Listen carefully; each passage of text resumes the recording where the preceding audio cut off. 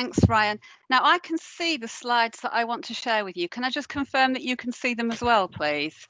Yeah, I can see them. Absolutely lovely. Thank you. So I am speaking not just on behalf of myself as the Principal EP in Portsmouth, but actually as the chair of the National Association of Principal Educational Psychologists. And that's lovely because we are a profession that do like to share our work, not just with schools and families, but also amongst ourselves. So I've been able to garner quite a lot of views that I hope will be interesting to all of us. I must say right now, I haven't got the chat function, so I'm going to rely on Ryan, if that's okay, Ryan, just to monitor that chat function and let me know. Please do interrupt if there's some questions that are coming up, and we'll take them as we go along, and we'll also leave some room at the end to follow them up as well. So, just before I talk about how we've been working during the pandemic as a profession, I'd just like to say a little word about how we work in general. We're here to support good outcomes for children and young people, mainly in the arena of education, but also we work with our health and social care colleagues. And we may focus on individual children, but never solely. And we do like a good model as educational psychologists, or a framework to inform our work. And many of us will be familiar with Bronfenbrenner's work. So you'll see where we are, the child at the centre, but actually we'll be looking at all the different areas that impact on a child's development, not least, and most importantly, I would say at the moment, the social structure and the political climate. So all those discussions about children's mental health and well-being, and the harms of not being at school versus the risks of the pandemic are so important at the moment in our thinking. So yes, we will work within frameworks and we'll be looking at the whole child. Moving on. Yes, I think it was Plato that, if I remember my history lessons well, that talked about necessity is the mother of invention. And as a manager of an EP team, I can tell you that we work with people and that our focus is on listening, understanding, communicating. But March the 18th was the last day that I went into Portsmouth civic offices, and I haven't been back since, and I haven't met any of my team or any other colleagues that I work with in person since then. So I think it's probably the same in lots and lots of different areas. And our big question was, how do we carry out our roles? How are we going to perform? So if you could cast your eyes on the circles, the outer circles, there's 5 of them. And I wanted to share this with you because this is based on some research by Hobfall and colleagues back from 2007. And he was looking at key principles that were important if we were trying to recover from a disaster or a serious incident. No, not a pandemic per se, but nonetheless a disaster of some sort. And we have noticed right across the country really that these have been picked up and they have been used as a framework for informing the way that services have chosen to operate and move forward during the pandemic. So this is a piece of work that's come from Hertfordshire. They've donated this slide to me, Hertfordshire EP team. And they've looked at each of those 5 areas with the view to supporting the transition of children back into school. And they've put this into guidance and support for schools, families, and settings in the, as you can see, around those circles. So they've looked at how to prioritise relationships, how to build a sense of identity, how children leave their current school and go on to their next setting or their next classroom. How we promote resiliency. All these things have been taken into account, and the focus of the work of this team and many others has been around those areas. So here's another example that my colleagues in Northamptonshire have produced. They've used the same framework and put it into a set of guidance for schools. Please let me know if there's any questions emerging in the chat, or I shall just keep going for a little bit longer, just to give you a bit more of a flavour of how we are working remotely at the moment. So I'm going to move on to Warwickshire. So colleagues in Warwickshire have set up telephone support for parents. Typically, well, many calls every day, actually, they're coming in to this line that's been set up. A number of guidance documents have been set up for parents, carers and professionals.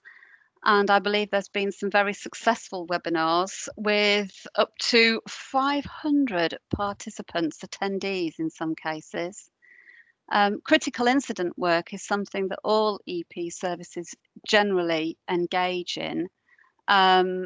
And are primed, I think, to support schools and settings where necessary at the moment.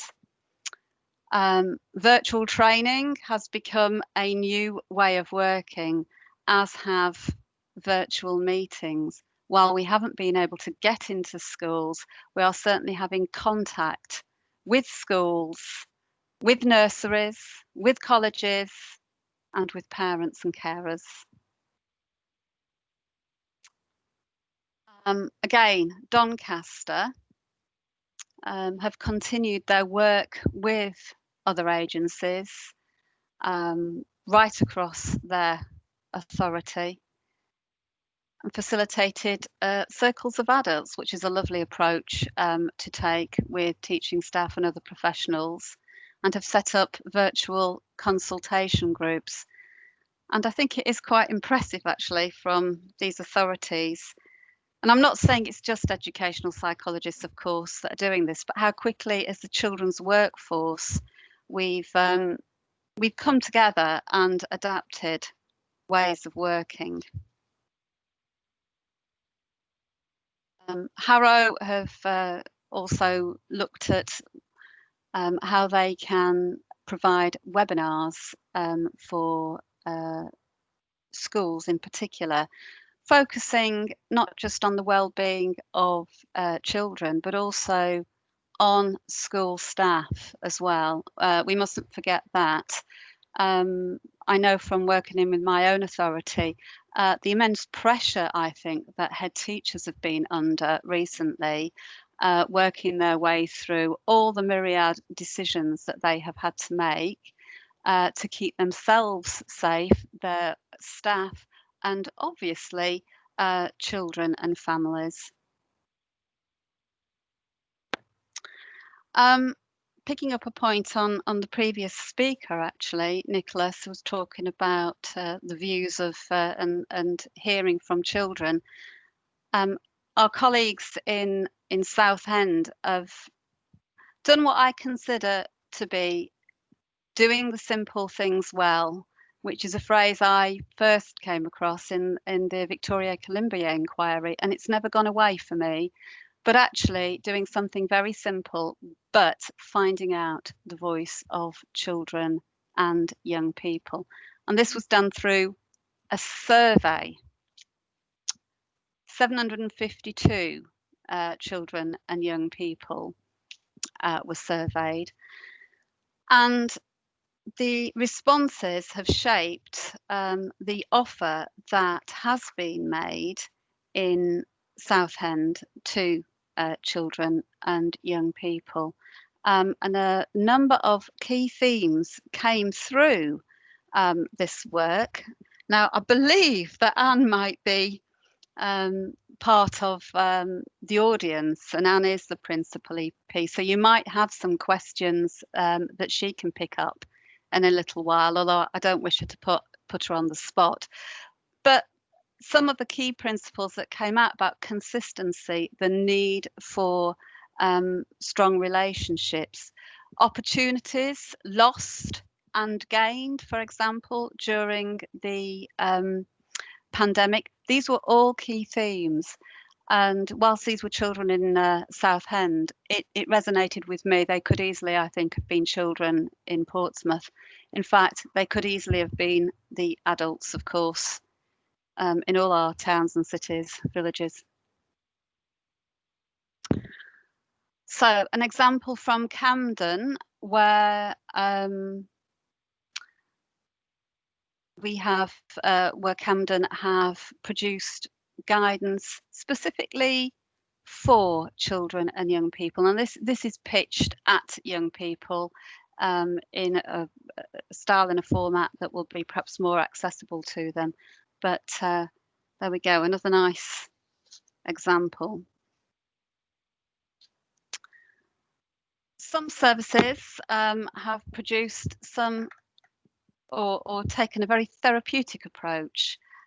So here's a nice example, I think, from Nottinghamshire County Council, where the EPs have developed some therapeutic stories, which they are not necessarily about problem solving or finding answers. It's about understanding and making emotional connections with stories and characters. So they are analogous, and they might deal with the sorts of issues that would come up through a pandemic without actually mentioning them as such. They can be extremely helpful and a lovely way into talking about feelings and normalizing them. So a nice piece of therapeutic work. And Hammersmith and Fulham have also done some work in a similar vein, but they've used a worry tree. And this could be work that's perhaps delivered by educational psychologists. Same with the therapeutic stories, actually, or delivered indirectly through staff and parents and carers that know the children really well, but it provides a framework for talking through issues that children might be worried about. I imagine authorities that have got emotional literacy support assistants will be very familiar with this sort of approach. Okay, so here's Portsmouth Guildhall. It's opposite the civic offices, which is a slightly less impressive building. And actually, I haven't been in there since the middle of March. But an example here from us about a piece of work that we've been doing alongside colleagues in social care and other teams within the education department, supporting settings and helping with tracking vulnerable pupils. We've been talking about vulnerability this afternoon, and Andre mentioned the EHC risk assessments. So we've made an operational contribution to that strategic approach that's been taken in the city, and that's had a reach into all the schools across our small, very densely populated city of Portsmouth. So there's some examples of the spread of work that we've delivered, I think, as a profession across different places in the country. And I'd like to tell you now a little bit about the guidance that we had put together starting last November with a workshop, and we were updating the guidance for psychologists writing advice that would contribute to education, health and care needs assessment. Now, this is a statutory function that we are engaged in. The small boxes are the principles upon which we had based our advice and guidance, which was just about due to be published. And then along came the pandemic, which we hadn't foreseen, obviously. What that meant is that we took a step back and had to think about what had we learned during the pandemic that might contribute to that. If I could find a phrase from one of the previous speakers that I thought was rather nice. What do we need to end? Do we need to amplify? What do we need to restart? And what do we need to let go? I thought that was a very helpful way of conceptualizing some of the things that we are doing. So our work as psychologists has suddenly, exponentially included a lot more of the type of communication you're seeing on the screen in front of you now, and that indeed we're participating in. I am not a digital native. This has been a steep learning curve for me, and I suspect to quite a few of my colleagues as well, but it has become part of business as usual now. It's the way we are keeping in touch with our teams, other teams that we're working with, settings, parents, carers. But there are challenges, and this may be something that you would wish to pick up on in the discussion shortly. So again, I've just picked out from Portsmouth Safeguarding Children's Partnership some of the guidance that's been produced, not just for Zoom, of course, could be Microsoft Teams or GoTo or any of the other social media and video conferencing platforms.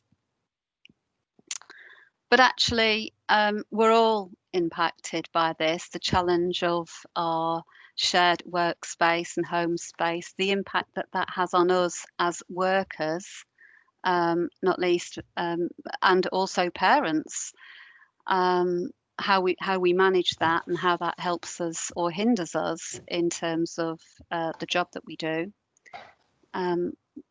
The kinds of things that we have to and have had to get up to speed with very quickly in terms of communicating with people through a screen rather than, as I could put it, in real life. It's a rich vein for discussion, this, and it's something that I think is preoccupying teams. And then, of course, there are issues about consent that we need to be aware of, and safeguarding. I don't know how easy it is for you to read from the screen, but the important box there for me perhaps would be the fourth one down, about having adults with parental responsibility is in the home, or depending on the age of the child, is with the child during any kind of conversation or assessment that's done digitally. Were we working in school, EPs would generally be within sight or hearing of a member of staff who knows the child well, to protect the workers and to protect children. It's good practice. It's what we will do. We have to make sure that we have the same safeguards in place digitally to make people feel comfortable and safe. So that's been a piece of work that we're all getting up to speed with.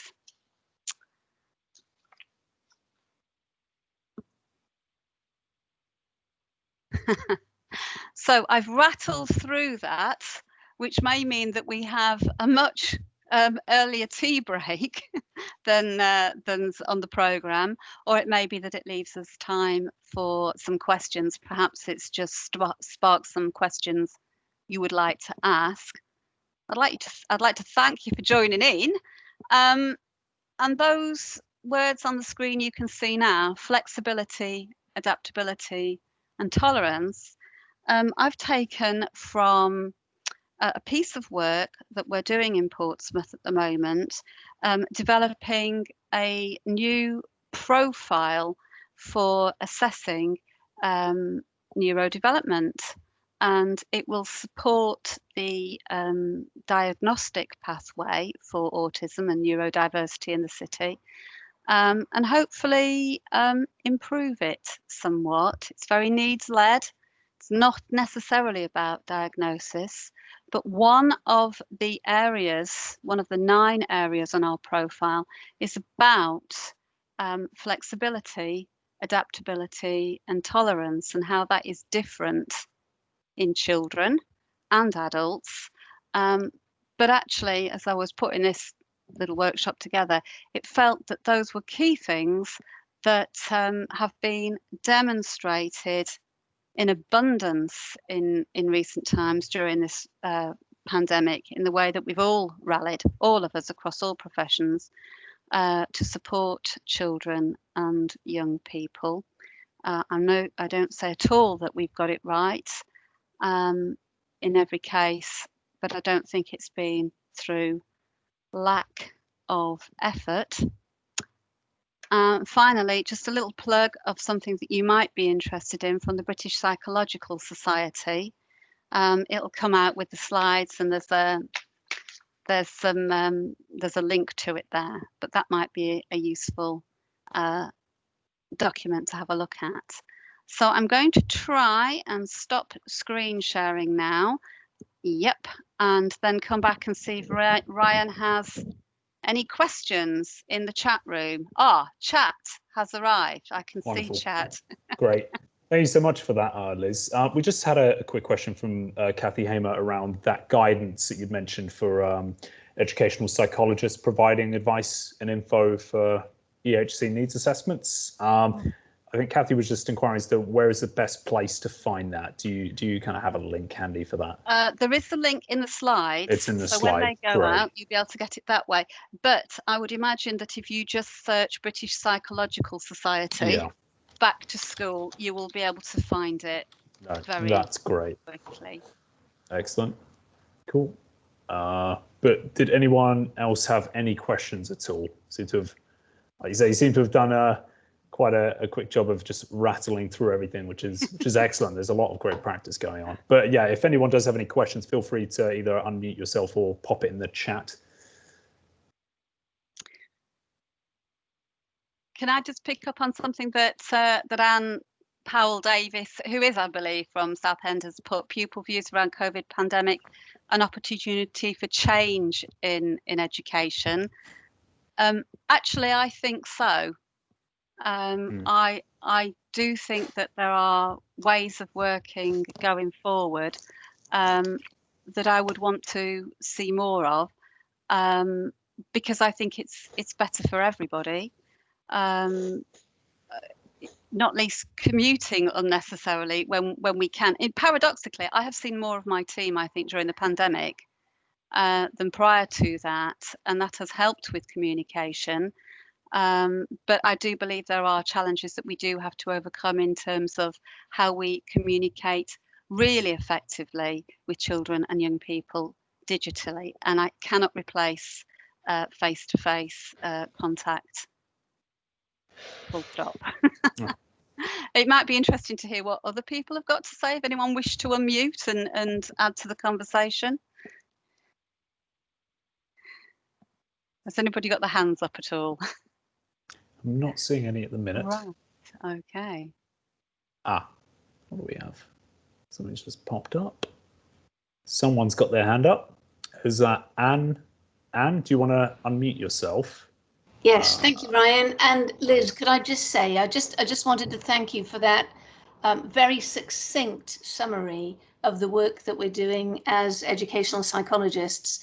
And as a personal comment myself, I think one of the things that's come to the fore nationally has been the way that the profession, I know we've all been helping each other, it's the important thing and the right thing to do, of course, but the support that psychologists have had from each other across the country in terms of sharing ideas, looking at resources together and developing work has been phenomenal. And Liz, I think you've just demonstrated there how people, when I know you were asking about this presentation this afternoon, whether anybody wanted to support, you were flooded with people wanting to help. So I mean, I just think it's a privilege to be in the profession that we're in, and working for and on behalf of our children and young people in our various communities. Lovely. Grand. There's a question on the chat that I'll just take before I miss it, and that's from Kathy, and it was about the Joint Professional Liaison Group guidance, and that's about the EP statutory contribution to the EHC assessments. Kathy, it will be out very, very shortly. It's just been proofread at the moment. We will put it on the National Association of Principal Educational Psychologists website, which you can just search for. It will go out with the Association of Educational Psychologists, and every principal EP will have a copy of it or access to it. So please talk to your principal EP, and they will be able to provide it for you before too long. So somebody did have the hand up, was that? Excellent, yes. I think Helen Osborne may have had her hand up. So Helen, if you have a question, feel free to unmute yourself. Yeah, just to say thank you very much for that presentation. As a newly appointed PEP down in Swansea, it's really helpful to have all of these resources shared so generously by colleagues in the field. Just picking up on your point around an opportunity here to work online with pupils. I mean, I think we're all aware that for many pupils on the spectrum, they perhaps feel more comfortable presenting as an avatar rather than their real self. And being able to actually see facial expressions in a screen-like structure is also helpful in communication. So this tool, I think, needs to be developed further, and we do need to see it as an opportunity for those pupils who perhaps feel more comfortable in communicating in this way.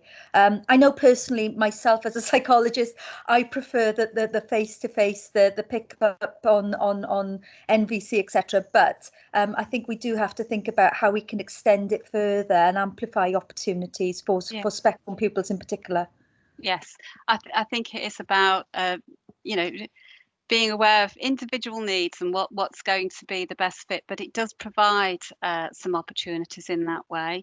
I think, being digital savvy, some parents, obviously that's easier for some than others. I've had meetings with parents that are way ahead of me and are well into it. I've had, but in other hand, I've heard from parents who are working with members of my team where we've done a little rehearsal first. So we've got people online and had a chat, explained how it will work, made people feel comfortable. And then if for example, they're having a co-production meeting about an education, health and care assessment, they are primed and ready to be able to make a better contribution. And it feels much more doing with rather than being, a rather shy or reluctant participant in that. Yeah, I think from our experience, what we're finding is that initial consultations, meetings are working quite well online. It's that next step in terms of assessment, intervention, that perhaps is more tricky. And I know that a few years ago, I don't know where we're at the moment with the development of this software, but there were developments in delivering CBT online with in a therapeutic way, and the pupils actually being the avatar, exploring a virtual world and challenging their negative automatic thoughts. It was called Pesky Gnats, if anybody's familiar with the program. Yeah, pesky gnats were the negative automatic thoughts that you had to trap and challenge in various ways. And it was just using gamification to engage young children and young people in working therapeutically in an environment that they're comfortable with. Yeah. And so again, I think that's a good example of how we can move things forward online. Yes. I think another issue that might come up and be of interest to the audience, I don't know, is whether or not when EPs will be going back into school. It's been a subject that principal EPs have certainly been debating, and largely the large majority is not just yet because of the social bubbles. Now that will change shortly, but at the moment And certainly in my authority, we've taken the view that if you go into that bubble and then you come out of it and you go into another one, you're breaking the bubble, and that's probably not best. So we're not doing that just at the moment, but obviously that will be reviewed every time the government position changes, which, you know, things have changed again today and they will again shortly, I know. And psychometric assessments for those EPs that engage in psychometric assessments. That's an interesting one. But Pearson, who provide them, have given guidance about how you might want to do that. And EPs are working very innovatively, I think, asking parents or other carers or educators to carry out a task. And they're watching it and they're learning so much about how children are approaching tasks and learning and demonstrating skills and knowledge in that way. So we are making it up as we go along, but doing the very best job we can, and we're guided by evidence and what we're learning from everybody else. I think that's all I have to say. If there's any other final points, Ryan, that we need to make here? Just going back to the guidance that was mentioned previously that you mentioned will be available. Kathy's just asked again if it will be available to EPs working in private practice and other settings. Yes. Cool. It is. Yes. Brilliant. Yes. It's covering educational psychologists. Yeah. Excellent. Wherever they work.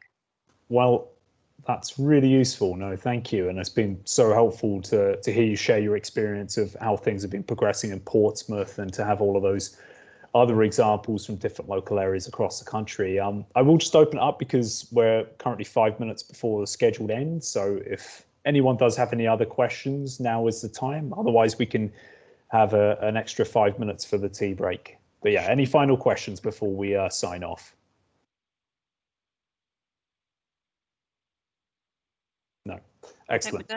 Great. Well, as advised before, all recordings of this workshop today will be available to a little sign-off message there from Helen. Yeah, so all recordings will be made available after today, and we'll include links to some of the resources that Anne also helpfully shared in the chat as well. But thank you ever so much today, Liz. And if everyone has details of their next session that they're going to, follow the link for that at 10:02.